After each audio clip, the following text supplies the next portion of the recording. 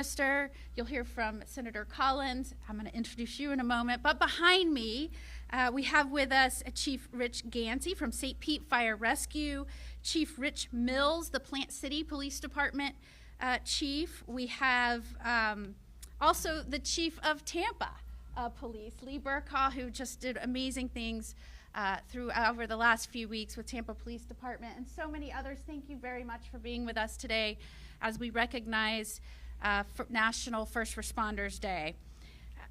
The men and women standing with me today lead just ranks of heroes, and they truly are the backbone of any community. Not just police, not just sheriff's deputy, not just fire rescue. We have EMTs. There are so many that are often first on very tragic scenes. And we know time and time again, just as we see in the military, this can often take a very heavy toll on those that sign up for these dangerous jobs. And so on National First Responders Day, we wanted to be here to make a very important announcement and share with the community how the Tampa Bay area and its resources is really now stepping up statewide to support the backbone of Florida, and that is our first responders. Often first responders suffer in silence, and the scars that they have are invisible to those of us that even interact with them in work, or maybe to those that are friends and even family, but they are there from the horrors they witness necessarily from the jobs that they take on. This can be debilitating in many instances and really take a toll on them, and it can lead to suicide. Many of you know and may remember just a couple of months ago, we lost another Hillsborough County Sheriff's deputy to suicide, and we are still mourning that loss in our law enforcement community here in Tampa Bay. And that is where the Tampa Bay Crisis Center comes in. When I first took office, one of the very first things I did as Attorney General is launch a tour of mental health and how it intersects with our criminal justice system. And you have to start with law enforcement ranks, because healthy officers, mentally strong officers, make better officers, not only in their own lives, but in the way that they communicate and interact with the public, and the way that they communicate and interact with suspects, and the way that they play a part in the entire criminal justice system. Senator Collins came in and decided he would help us achieve a very necessary tool here in Tampa Bay, and that is our first responder resource line. Tampa Bay Crisis Center launched this in 2019 when I first became the Attorney General, and this is a line that any officer, any first responder can call 24 hours a day and ask for help. In 2019, we covered 5 counties here in the Tampa Bay area. We know that first responders are the first to show up at tragic scenes, and they are the last to ever ask for help. And that is true across the state, and there are many reasons for that historically. There's a stigma that's also often associated with it. Sometimes they believe that will be held against them as they seek to promote within ranks. There are many reasons for that. And that's what we have to attack head on, and we have to encourage them to get help. So in 2019, when they launched the Hope Line, we said we've got to make this a model for the rest of the state. And so I was so proud in the last couple years, we expanded that to 11 counties. And today on National First Responders Day, I'm so proud to say here in Tampa Bay, we have launched a statewide hotline. Now all 67 counties, and any first responder can call 24 hours a day and get help from someone who is educated and has firsthand experience working within the first responder realm. And that is so true, because we often know folks will only seek out if they know someone has gone through the same things that they have and truly understand what they're experiencing at that moment in time. First responders suffer PTSD and suicide rates that are much higher than the general public. They attempt suicide 10 times more often than the general public. And so we have to recognize this unique challenge. I'm so proud of the Crisis Center for digging in and not only going after and trying to get the money, the funding, but you can't imagine how hard it is to staff and make sure that people are on hand to be the human resource on the other end when that call comes in. Now that we have expanded this line statewide, and it's 1-866-4FL-HERO, fitting name, It's important that our first responders across the state now know that this is available, and that's where these folks behind me come in. They have completely bought in and understand that this is necessary, just as we supply training to officers and the tools they need to do their job, a gun, a car. They also need mental fortitude. And we are now, as a society and in leadership in this area, coming to understand that. And I'm so proud that Florida truly, as in many ways, we lead. This is one way we are leading the nation and showing by example what we can put in place in terms of structure to support our officers. During the hurricanes that just took place, 2 hurricanes, major hurricanes in a very short amount of time, everybody standing up here, even the community saw, officers would leave behind their families. I talked to so many who left behind their families as they went to serve their broader community. Many lost contact, did not even know if their families were okay because they were putting their community and their jobs as the priority in their lives in that moment. And that really takes an incredible, courageous, selfless person to sign up for the jobs to do that. And we need to be there and to support them. We know that 34% of first responders in North America report experiencing depression, 30% experience anxiety. In Florida, just since 2019, we have lost 80 first responders to suicide. This year alone, we have already lost 12. And I know the sheriff is probably going to speak about Deputy White, who we lost just a couple months ago. But this is real and this is happening, and so we have to, as a community, face it head on very aggressively. And I think you're going to hear a little bit more about that from Jay Collins in just a moment. Their absence is still deeply felt, but it inspires us to do these things that are a little outside of the box. And I have been so proud, and I know that you're going to hear from some of these leaders today, as a result of talking about this and seeing the challenges and sharing with each other around the state, many of them see as an attribute, as a good thing, as something to promote and encourage when their officers reach out and affirmatively seek help. Now it is seen as someone that is brave and is willing to take care of their mental health. No longer is that seen as a weakness. So since 2020, the helpline has fielded nearly 400 first responder calls. 74,000 people have visited Last to Ask website. We know that these interactions have saved lives, and with this expansion, more of that good work will follow. So if you are a first responder and you are watching this and you are struggling in any way, I hope that you will reach out and get help. Again, that number is 1-866-4FL-HERO. If we continue to foster this culture of support and understanding, recognizing the invisible scars of trauma that first responders experience from events that we see play out in the news every single day, we will build not just a stronger state, but we'll build stronger and better officers for this. So I appreciate everyone being here with us today to make this important announcement of the expansion of our statewide helpline for law enforcement and first responder heroes. This really, truly is a great day for Florida, and we're glad that you could share it with us. We're going to turn it over to Senator Collins. Thank you.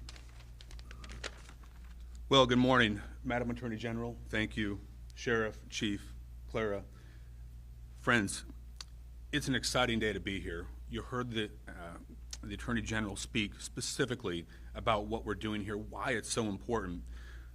I'm going to share just a little bit of it before I go to my prepared remarks about my background. And I don't generally do this, and I was really wary about actually sharing this and talking about it.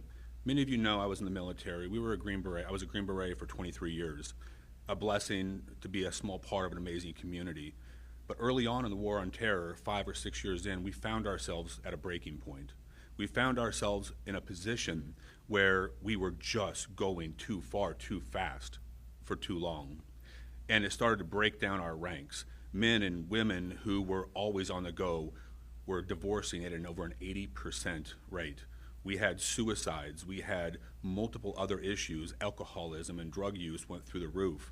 And we had to stop and reset. We had to think about how do we solve this problem. Many of the things we're talking about now, we went through as well. Let's apply that lens through our law enforcement. They serve our community day in and day out. They go to a job, they see something that nobody wants to see, and there is no reset. They go to the next job and the next job and the next job. So when you talk about how big of a deal this is, it weighs pretty heavy on my heart and my mind. The mental health of our first responders is something that personally I've seen, I've experienced in the military, and I have complete understanding and empathy for what you go through. As a proud conservative, as a state senator, but more importantly as a dad and a husband and someone who looks at our first responders as community heroes, I've got to say thank you. More than anything else, we can never thank you enough. It's our duty to support those who routinely put their lives on the line for our safety and welfare. It's a responsibility to our community and our state. And I'm not going to equivocate here. We see your selfless service, we see your sacrifice, we see your tireless dedication to our community. Our first responders, our law enforcement, firefighters, paramedic, you are the backbone of our community. You heard the Attorney General say the exact same thing. It's incredibly important. While many people take care of themselves first, you run towards the danger when many don't. You run and face unimaginable challenges, witnessing the worst of humanity under chaotic circumstances. Your courage and commitment are celebrated, though we can never truly do it in kind. But brothers and sisters, friends, we must also recognize the silent battles many of them fight, often alone. You heard the stats of 30 and 35%. How many have one more thing they put in their kit over and over, and they walk around all day with that, and they say it, they never say it, they suffer in silence. I'm going to be very, very clear on this. It's not a weakness to seek help. There is nothing wrong with this. You are not alone. You do not have to suffer alone. If you can't find anybody else to call, you can call our Heroes Helpline statewide, 866-4FL-HERO. You can call me if you want. My number is 813-576-8068. We will find you. We will help you get help. I know the sheriff, the chief, and the leadership across this community take this incredibly serious. As President Ronald Reagan once said, we can't help everyone, but everyone can help someone. It's our responsibility to do this as leaders and as citizens to ensure we're providing the help to those who serve our community. In recent years, you've heard about the rise in suicides. You've heard about the rise in different problems going on in their lives. What I want to talk about is what happens at the end of a 20 or 25-year career. We want them to be happy, healthy, and move on to the next phase of life because that's good for our state, it's good for our community, it's good for our community heroes, our law enforcement, first responders. It's incredible, but that's what we have to do. I am incredibly grateful to be a part of the Heroes Helpline and to help push this forward, but friends, we're not where we need to be yet. There is still more work to do. There are still more things to achieve. I will tell you, I think we need to look into how we prepare and train not only the first responders, but their families. Resiliency is something that can be baked, learned, and taught. It's easy to be resilient when you're among resilient people. That cannot be seen as the anomaly. It must be our norm. I'm committed to ensuring we provide you to the time, the tools, and the training necessary to complete your mission, but more importantly, complete your mission and go back home to your family safely and sound each and every day until you finish your mission and go on to whatever's next. Your safety and success is a critical and vital part of not only your and your department's success and safety, but our state and this nation. I want to thank you for what you do. I want to thank you for the heroism you show each and every single day. Thank you, God bless you, and may God continue to bless this great state. Thank you. I don't believe I can underscore the importance of what is being announced here today. To go from 5 counties being served, make that huge leap to 11 counties being served, now all 67 counties being served. I'm so fortunate, and I think we should all take just a deep breath of gratitude that we have leaders like Attorney General Moody and Senator Collins who recognize the importance of what you can accomplish when you have first responders, military members, law enforcement officials, what they can accomplish when they are truly healthy, not just their physical capabilities, but their mental health. Thank you to both of you and what you have accomplished here today. Clara, you and your entire team who does the heavy lifting each and every day, it's truly amazing. And when you talk about prevention, it's hard to measure prevention. How do you measure the lives that you saved? The lives that weren't taken? The lives that were taken because people sought a permanent solution to a temporary problem. And we continue to advocate. There's 2 huge obstacles that we need to overcome. Number 1, removing the negative stigma. that it's okay not to be okay. It's just not okay not to ask for help. And we continue to work on that and change the culture. Even an agency as large as ours and all the resources that we have available that I'm so proud of. We still lost 5 employees to suicide in the last 7 years. Your size doesn't make a difference. Does it make you more immune? This is a phenomenal resource. And I'll tell you why it's such a phenomenal resource. When you pick up the phone, and first responders, military members, law enforcement, they're skeptical to begin with. When they pick up the phone, it's not someone who says, I'm trying to imagine what you're going through. No, it's a veteran who you're talking to. It's a prior first responder. It's a prior law enforcement officer who has struggled probably themselves, because we've all struggled at some point in our life. We just might have had a different outlet, not had to turn to maybe a last resort to where, hey, I have to make a phone call here. But they did it. They made the phone call. This line will save lives. Agencies that you see represented here today, we have tremendous support from our community. We have the resources and benefits, yet we still lose employees, our team members, to suicide. What happens to the small agency around different parts of this phenomenal state that don't have the resources? What do? Who do they call? Who do they talk to? This line will save lives. Just under 2 months ago, we had one of our team members who was getting help and just couldn't quite get there and ended up taking his own life. And probably one of the saddest funerals I've ever attended.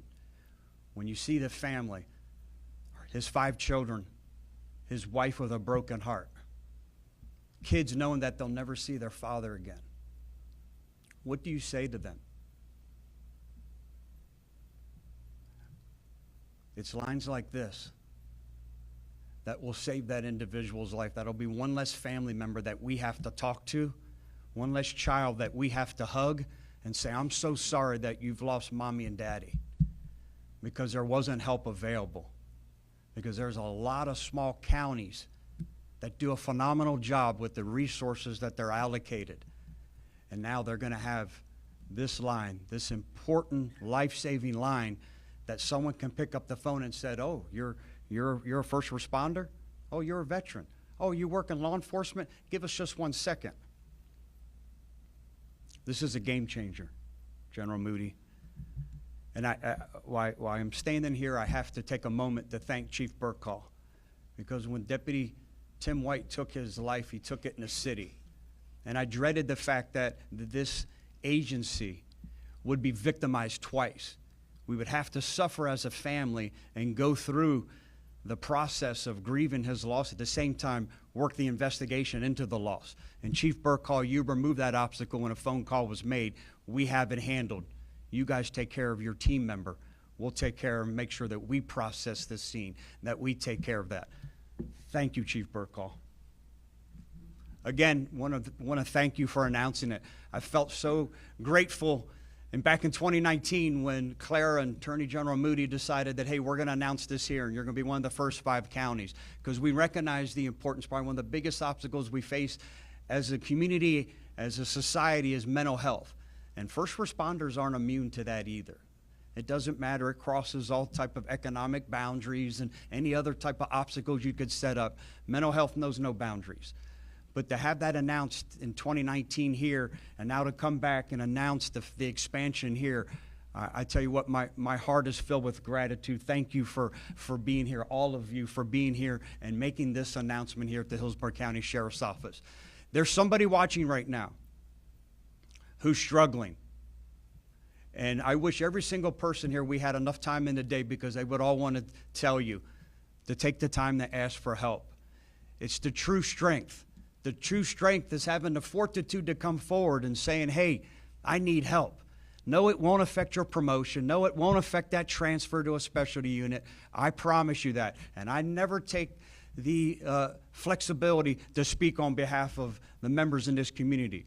But I feel confident I can speak for everybody standing here and being represented here today. It will not prohibit your transfer, your promotion. You will not look weak. You will be measured as someone who's extremely strong and has the fortitude to come forward and say, I need some help. Someone out there right now is watching and is thinking, I need some help, but I'm afraid what somebody will think. Be afraid no more. There is no need to suffer in silence. Help is easy as a phone call away. Thank you. Thank you, Sheriff. Chief Tripp, did you want to say a few things? First and foremost, thank you, Attorney General, for announcing this today, and thank you, Sheriff, for allowing us here. And Senator Collins, just thank you. Thank you for your service. And to all of my brothers and sisters that's standing behind me, we stand here to promote this helpline because, of course, being firefighters, you know, we have that ego that, no, we have to be strong for our community, but we also have to be strong for ourselves and our families. So it's a lot of individuals, that, as they have stated, that need help right now, you know. So we're advising you to take advantage of this. And now that it's statewide, it's just going to help more of our brothers and sisters to come forward and to be able to get help. We are the first to go in and see critical situations. And of course, we have sometimes egos and that pride. Okay, this is going to show that I'm weak. You're not weak. You're going to be strong. You're going to be that individual to help someone else. As we have experienced a couple of our law enforcement officers that have taken their lives, we won't have to worry about that anymore because now those kids will be there to see their fathers because they're reaching out and getting some help. And the same thing with any first responders. This line would definitely help you, help us, and help our community. We're going to always be there for our community, but we also need to be there for ourselves and continue to be strong. So once again, don't let the stigma get you and say, okay, I'm a firefighter, I'm a first responder, I'm a law enforcement officer.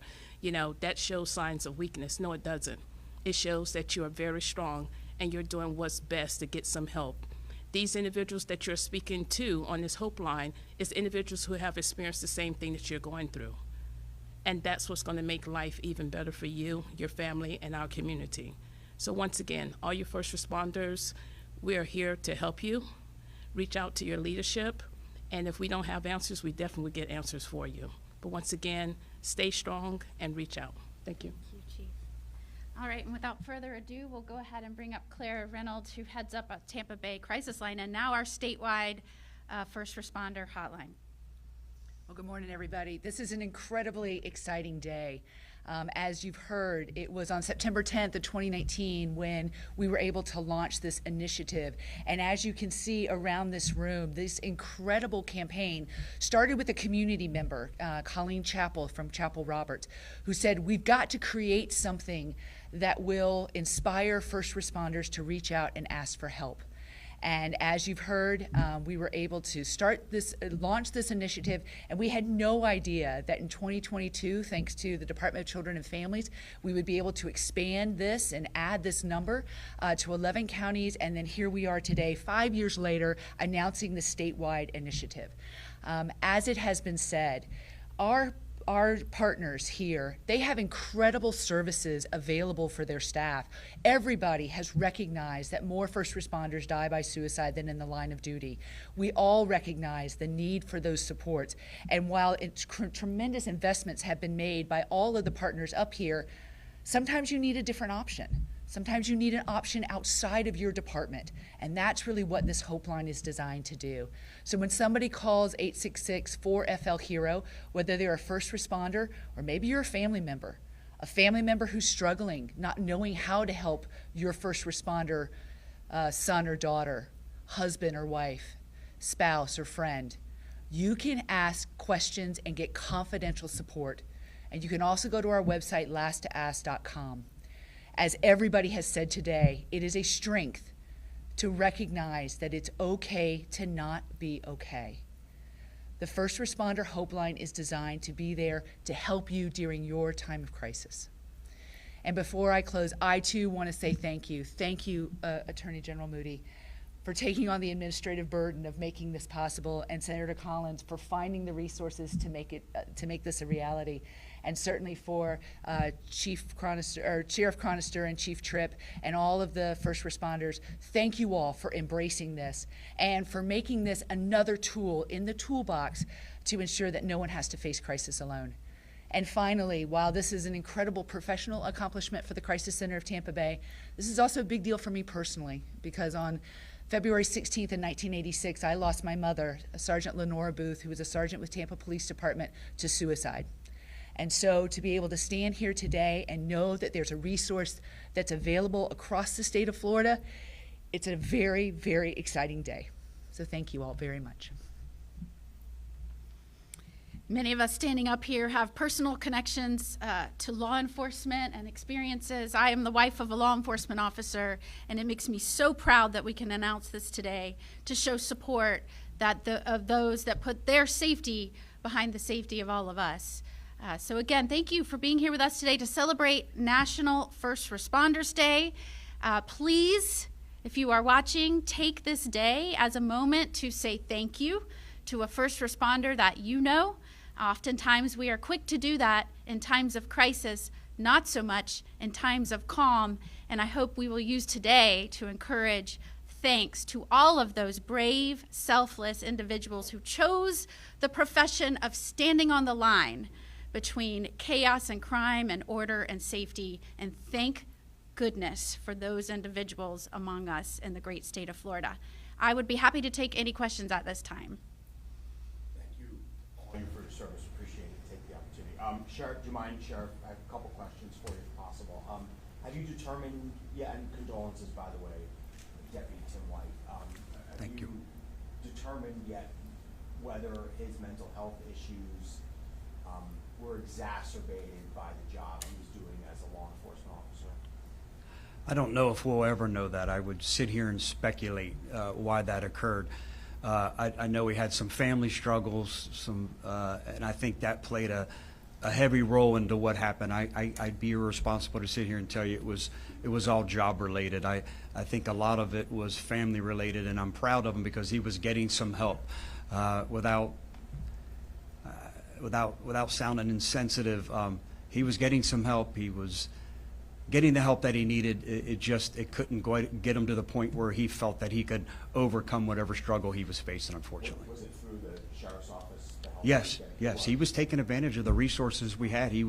We have a full-time clinician that's here, and we don't get notified. They make the separate appointment. It has nothing to do with the office. We would never know an employee's going through it. We only knew because he volunteered that information.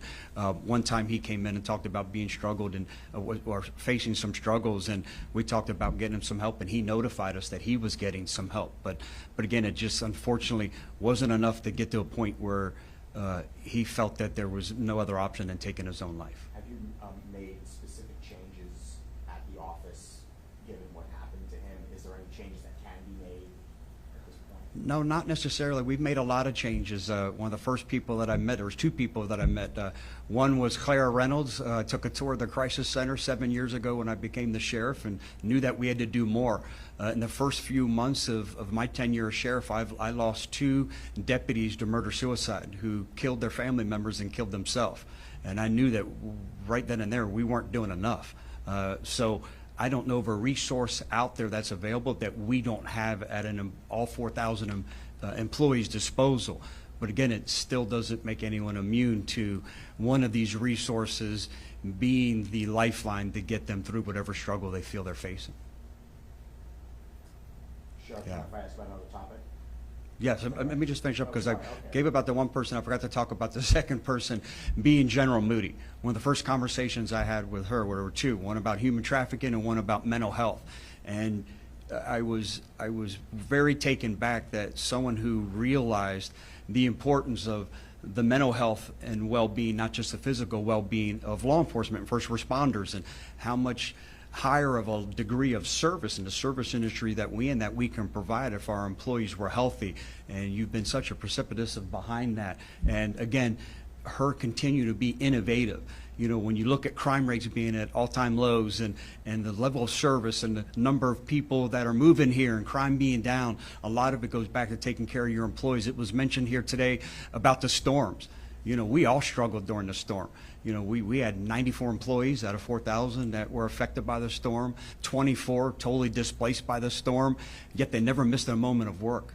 And when we were out there working 28 days straight through the 2 storms, and you go out, and Attorney General Moody was with me at one point as we were out there doing rescues and seeing the people who lost everything. You know, you go do a rescue, you pull someone out, and you get them to shore, and they're safe, and you can get them some food, get them a cup of coffee, get them a refreshment, and then they look at you, and the only thing they have on them is the clothes on them, and they're like, what do I do now?